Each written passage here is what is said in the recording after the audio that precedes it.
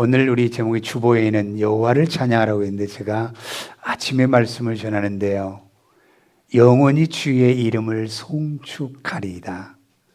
내가 살아가는 그날까지 우리는 주님을 영원토록 우리는 높이며 올려드리는 삶을 사는 것이 우리의 삶이 모습이어야 되겠다라는 생각을 가져봅니다. 오늘 우리 이 본문의 말씀을 보면 다윗이 자기의 평생의 그 인생을 살아가는 삶 동안에 오직 주님을 높이며 이제 주의 이름을 영원토록 송축하며 살겠노라고 하는 이 믿음의 은혜의 시의 찬양입니다. 찬양이에요. 저는 이 찬양의 가사를 묵상해 보면서요, 이 다윗의 신앙의 이 찬양의 고백은 말로 표현되어지지가 않습니다.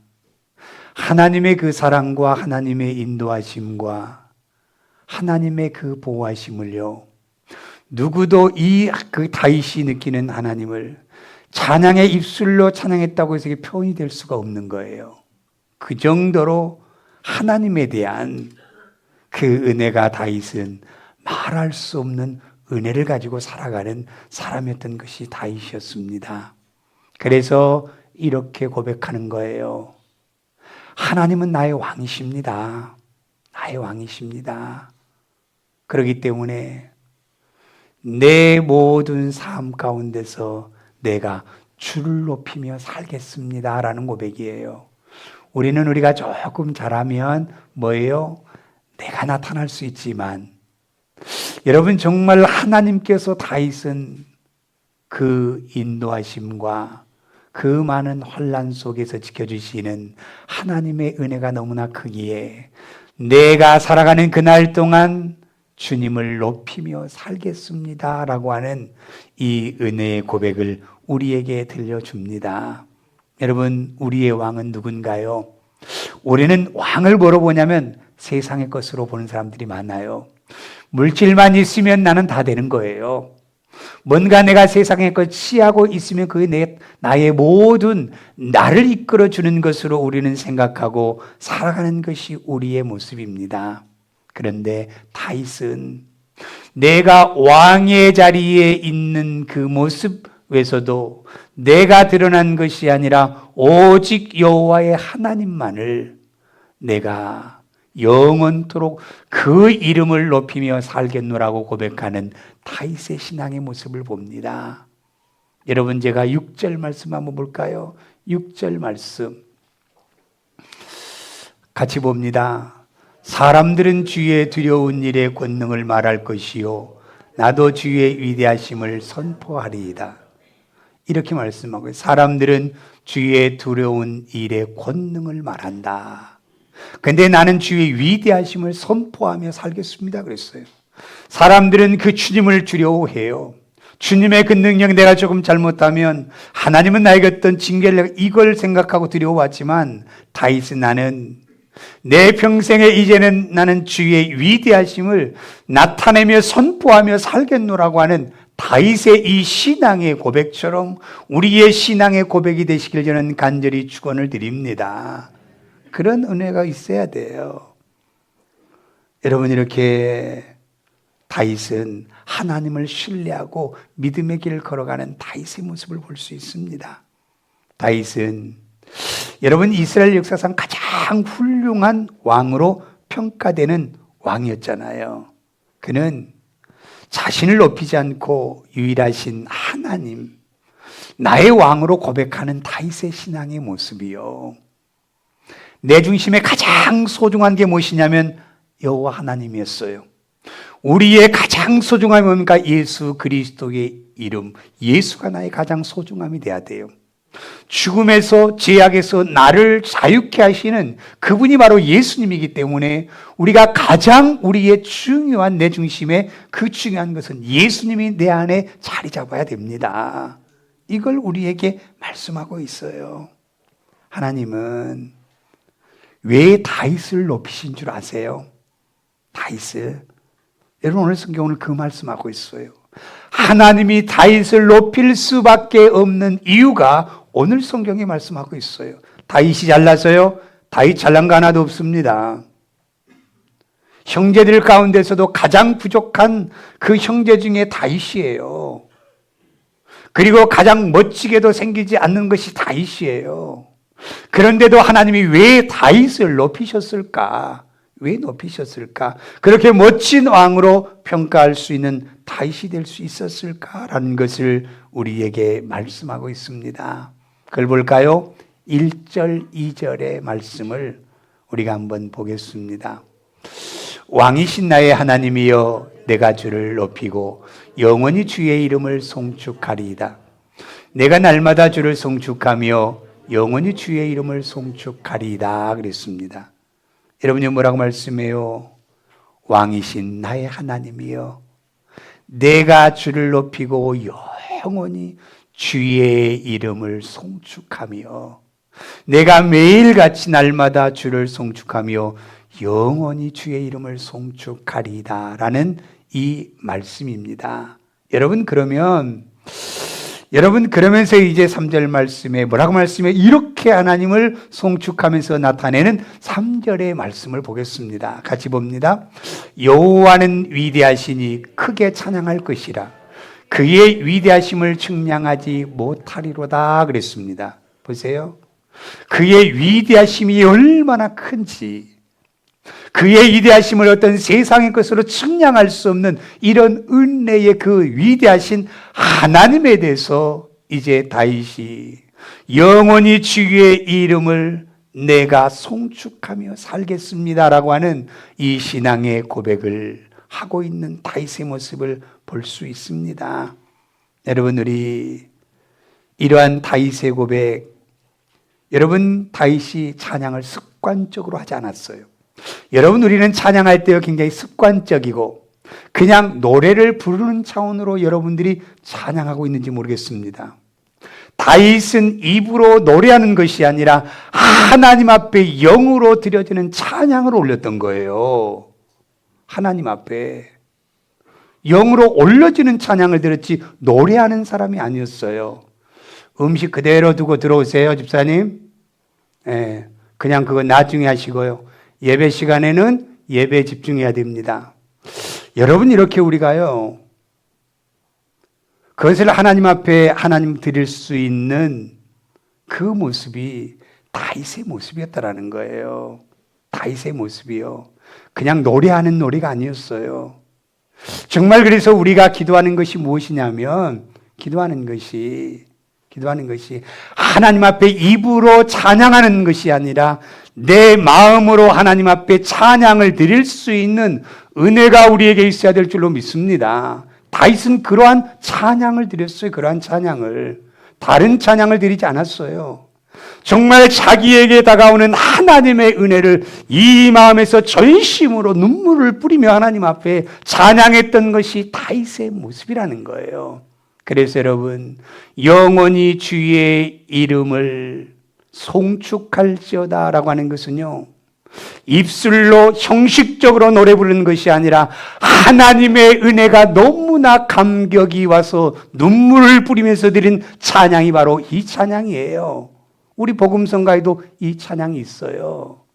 왕이신 나의 하나님, 왕이신 나의 하나님, 내가 주를 높이고 영원히 주의 이름을 송축하며 살겠습니다라고 하는 이 모습으로 다윗이 찬양했던 겁니다. 다른 게 아니에요, 여러분. 다른 게. 여러분 목동 출신이잖아요. 다윗이 왕되어 이스라엘을 다스리는 동안 많은 전쟁이 있었어요. 내란도 있었습니다. 내란도요. 아들 압살롬을 통해서 그 구테타를 일으켜서 아버지를 쫓아내고 자기가 왕자리에 올라가서 아버지의 자리를 찬탈하려고 하는 그 아들의 그 내란을 통해서 얼마나 마음이 아팠겠어요. 마음이 아팠겠어요. 그런 다윗이었습니다. 그런데 다윗이 여러분 다른 왕들보다 더 멋진 왕이었습니까? 아니에요. 죄 많은 다윗이었습니다. 교만했던 것이 다윗이었어요. 여러분, 우리가 밧세바의 그 모습, 또 자기가 이제는 좀 잘났다고 이제는 좀 뭔가 되니까 뭐 하고 있어요? 뭐 하고 있어요? 이스라엘의 인구 조사를 하게 해서 이 정도로 내가 이렇게 이스라엘을 세웠다라는 것을 자랑하기 위해서 인구 조사하고 병력 조사하고 군사의 능력을 자랑했던 것들이 바로 다윗이었잖아요. 그런데 여러분, 다윗보다도 더 뛰어난 왕들도 있었어요. 그런데 왜 하나님은 다윗을 가장 훌륭한 왕으로 성경이 인정하는 이유가 무엇이었냐는 거예요. 다윗이 하나님을 왕으로서의 몸과 마음을 다 들여서 하나님 앞에 찬양하는 이것을 기뻐하시는 겁니다, 여러분. 여러분, 에서와 이 야곱이요, 에서가 훨씬 더 야곱보다도 인간적이에요. 훨씬 더 어떤 그 사회적인 모습 속에서는 인간된 댐댐이가 있는 사람이 바로 이 에서예요. 그런데 왜 야곱이 축복을 받습니까? 하나님을 향한 그 중심의 마음은 달랐다는 거예요. 하나님에 대한 믿음의 이 모습은 하나님을 향한 이 모습이 아니라 그냥 세상적인 에서의 모습보다는 인간적으로 부족하고 인간적으로 욕심이 있고 정말 어떤 그 아주 그냥 약삭빠른 야곱이었지만 하나님을 향한 믿음의 은혜만큼은 누구에게도 놓치지 않겠다라고 하는 야곱의 그 욕심이 하나님이 야곱을 세웠던 거예요. 요셉도 마찬가지입니다. 자기가 죄를 짓고 난 후에 하나님 앞에 그 자기의 은혜를 다 이제는 생각하면서 뭘 생각하고 있어요? 뭘요? 바로 여기에 은혜가 있다는 사실입니다. 그는 평생 동안 하나님의 인도하심을 잊을 수가 없기 때문에 몸과 마음을 들여서 하나님 앞에 찬양했던, 하나님 앞에 자기의 그 은혜를 고백했던 것이 바로 오늘 시편 145편부터 150편까지의 하나님의 말씀입니다. 하나님의 말씀이에요. 여러분들이 그래서 이스라엘의 가장 위대한 왕으로 기억되는 왕으로 세워주신 것이 다윗이었습니다. 여러분, 우리 많은 교회들이 있습니다. 많은 큰 교회들이 있습니다. 숫자 많이 모여서 우리 이렇게 많이 모여 자랑하는 교인들도 많이 있습니다. 우리는 이렇게 사람이 새로운 사람이 와 이렇게 자랑하는 교회들도 많이 있습니다. 부럽지 않습니다. 부럽지 않습니다. 내 몸과 마음을 다해서 하나님 앞에 전심으로 신앙의 고백을 드리는 진정한 믿음의 한 사람이 하나님이 기뻐하시는 사람이에요. 하나님이 기뻐하시는 사람이에요. 집사님이 그러더라고요. 큰 교회 가도 똑같다라는 거예요. 사람이 많이 모인 교회를 가도 똑같다라는 거예요. 똑같이 반복된 형식적인 모습으로 서 있는 그 모습을 이야기하고 있더라는 거예요. 여러분들이 정말 하나님 앞에 우리가 드려지는 찬양의 고백이 내 신앙의 고백이 되시기를 바랍니다. 하나님의 은혜 신앙의 고백이 되어질 때에 하나님께서는 그 예배 가운데 우리를 사랑하시고 축복하시는 거예요.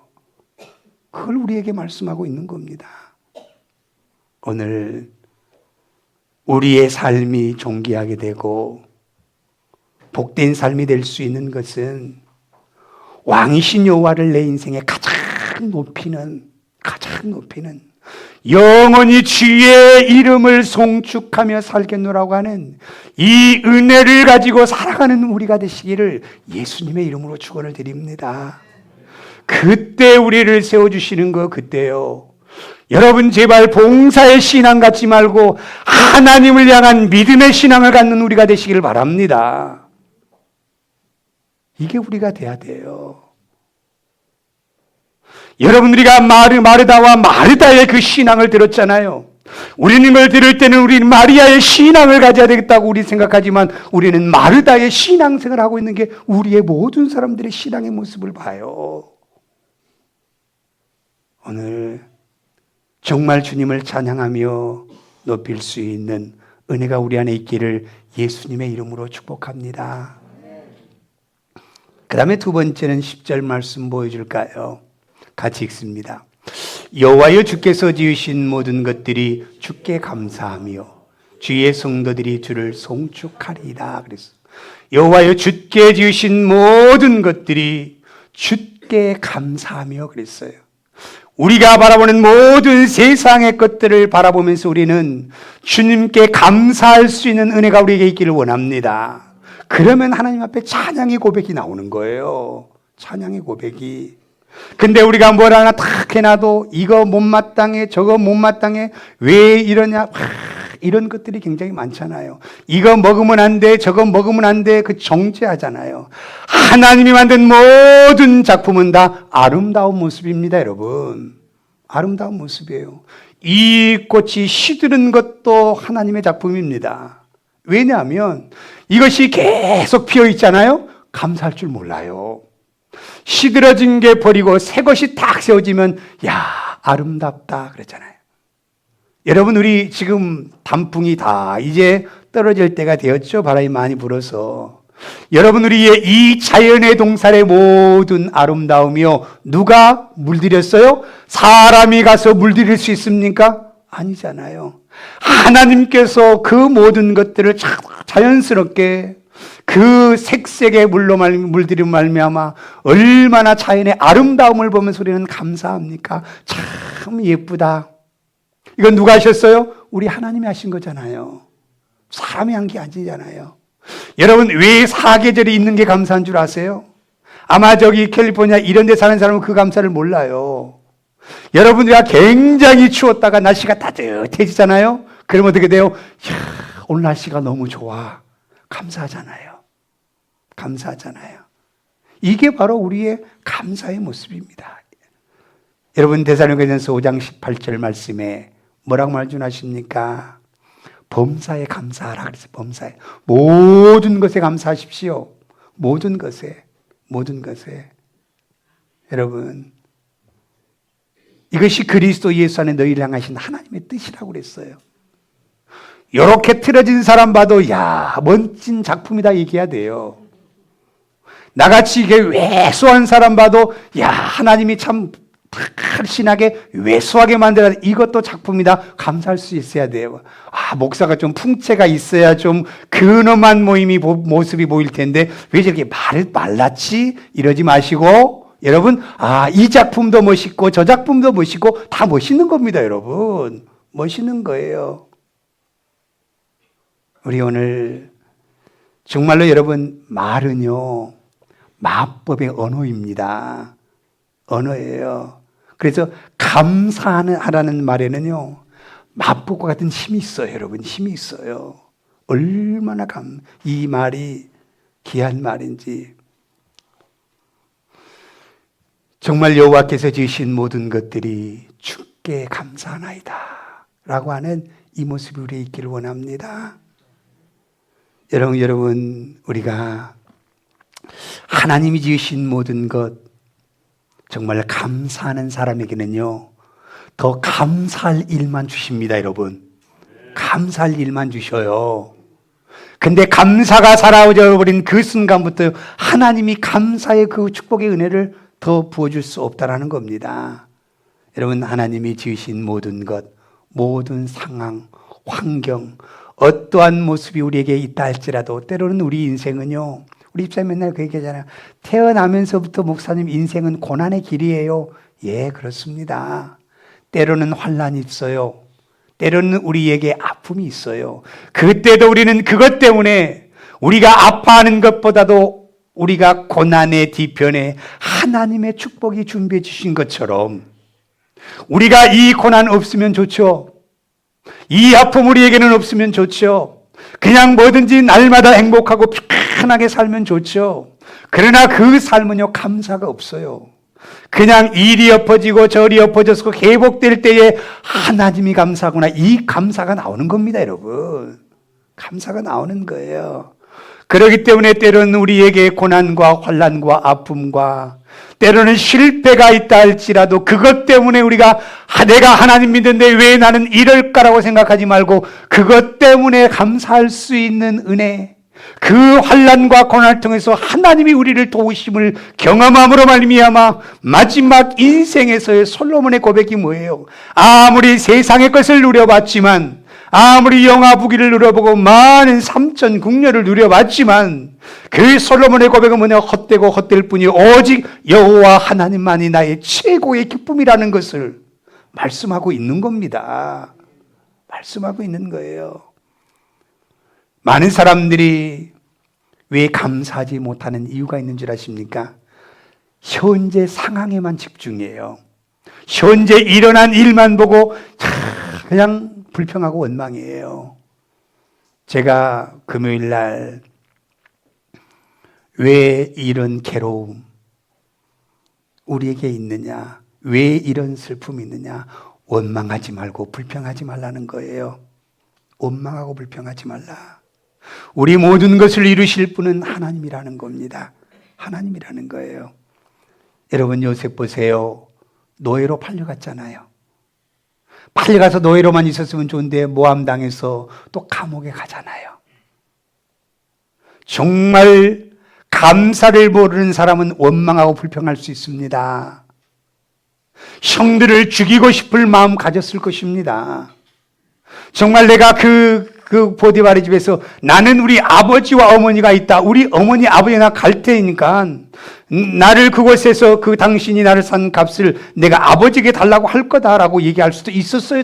이 요셉이요. 그러나 요셉은 하나님께서 나에게 주시는 그 길, 하나님의 약속한 말씀을 믿었기 때문에 그것 때문에 원망하고 불평하고 형들을 통해서 내가 끊임없이 분을 품고 인생을 살아간 것이 아니라 하나님 앞에 이 환경 주심으로 말미암아 그곳에 주의 이름을 나타낼 수 있는 것에 감사했어요.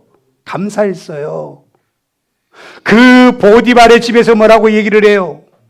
내가 하나님이 너와 함께 하심을 본다고 말씀했잖아요. 또 어디를 보내요? 감옥에 딱 보내는데 뭐 죄진 거 있습니까? 정말로 그 잘못된 모함을 당해서 감옥에 가는데 어디를 보내요? 정치범들이 수용되는 수용소에 들어갑니다. 하나님이 이제 그렇게 시작되는 거예요. 우리의 길을요. 어제 밤에 우리 집사람이 설교를 딱 켜놓고 제가 이제 뭐 주보 복사하면서 드니까 그 목사님 고난 피하려고 하면 안 됩니다. 하나님이 주신 고난을 내가 피하려고 한들 피해 줄 수가 없다는 거예요. 하나님의 뜻대로 진행되는데 내가 피하려고 하고 그 고난을 함께 그냥 걸어가면 그것이 하나님이 해결해 주신다는 겁니다. 여러분, 열해 주신다는 거예요. 여러분, 정말 얼마나 슬픔이 있고 애롭고 힘들었겠어요. 그러나 요셉은 감사했어요. 이곳에서 내가 주의 이름을 높일 수 있다는 것, 하나님을 알지 못한 사람들이 하나님을 알 수 있는 은혜의 자리로 나를, 내가 비록 종의 자리에 왔지만, 비록 내가 감옥의 죄수의 그 뒷바라지하는 일로 내가 들어왔지만 오히려 그것이 감사했다라는 거예요.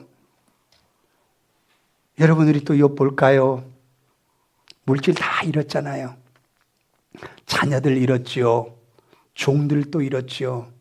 함께 해줄 거라고 믿었던 아내는요, 욥을 저주하고 욕하고 그냥 떠나가 버려.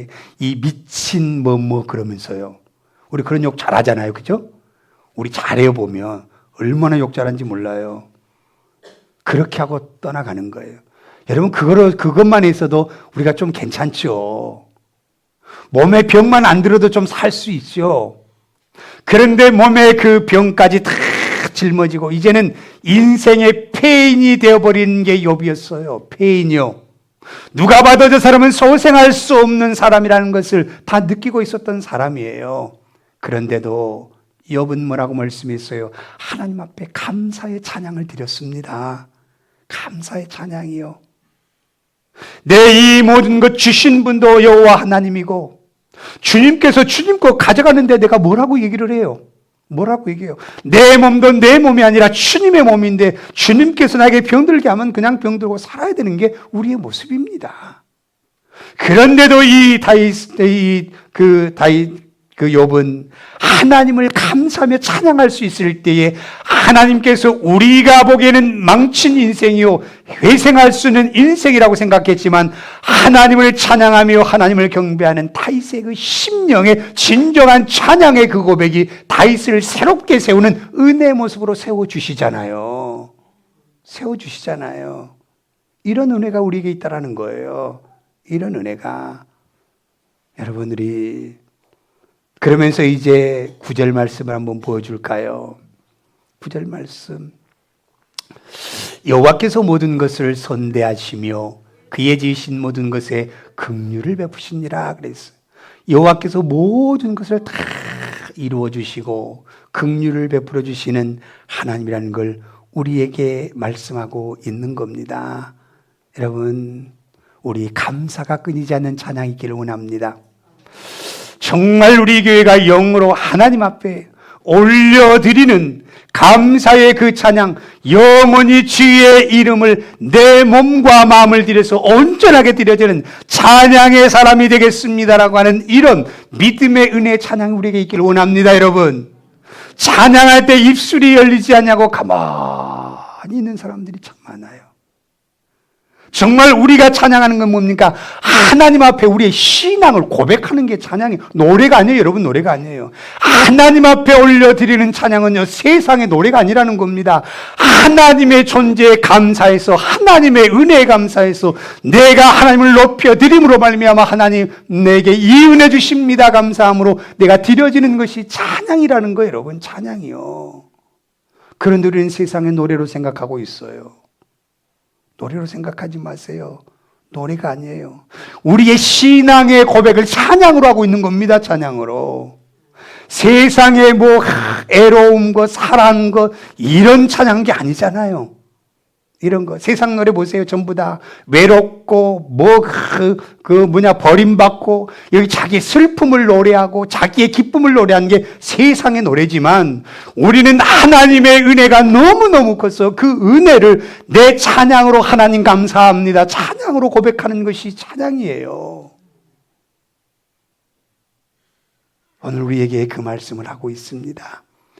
이 모습 속에서 하나님께서는 다윗을 세우고 있다는 거예요. 세우시는 하나님이라는 거예요. 마지막 세 번째 15절 말씀 볼까요? 15절 말씀. 모든 사람의 눈이 주를 앙망하오니 주는 때를 따라 그들에게 먹을 것을 주시며 그랬어요. 여호와를 바라보라. 앙망한다라는 얘기입니까? 바라본다라는 겁니다. 누군가를 바라보는 게 앙망하는 거예요. 누군가를 우러러 바라보는 겁니다. 하나님을 믿고 의지하며 기다리며 바라보는 것이 바로 앙망이다라고 그래요. 그래서 여호와를 바라보라는 거예요. 여호와를 바라보라. 여러분, 이사야 40장 31절 말씀 볼까요? 같이 봅니다. 오직 여호와를 앙망하는 자는 새 힘을 얻으리니 독수리가 날개치며 올라감 같을 것이요 다름질하여도 곤비하지 아니하겠고 걸어가도 피곤치 아니하리로다. 아멘. 여러분, 우리가 여호와만을 우러러 바라보는 신앙의 길을 걸어갈 때에요, 하나님을 찬양할 수 있어요. 찬양할 수 있어요. 정말 우리 믿음의 가정들 다 힘들고 어려운 가정들입니다. 집사님이 그런 얘기를 해요. 목사님, 어제 백을 먹으면서 이런 교회는 처음 봐요. 왜요? 왜 이래요? 그래요. 이게 축복인 줄 저는 믿습니다. 이게 축복이에요. 다 힘들고 어려운 환경 속에서 세상의 것을 바라볼 게 아무것도 이제는 없어요. 누구만 바라봐요? 하나님만 바라볼 수 있는 온 가족으로 세우신 거 저는 감사를 드립니다. 이 말이 뭐예요? 다 어렵다는 얘기죠. 어렵다는 얘기죠. 여러분들이가 세상을 바라보면 자꾸 세상으로 내려갑니다. 근데 여러분, 하늘을 다 올려다보세요. 모든 게 막힌 게 없어요. 다 열려 있습니다. 열려 있어요. 뭐 하나 이 장애물이 있습니까? 없어요. 위를 바라보면 아무것도 없습니다. 여러분, 없어요. 여러분, 우리가 아무리 힘들고 어려운 이 환경이 우리에게 닥쳐온다 할지라도 여호와만을 바라보면 우리에겐 소망과 희망이 있습니다. 여러분, 누시라고 하는 이 여인이요, 정말 그 젊은 날에 남편을 잃어버렸어요.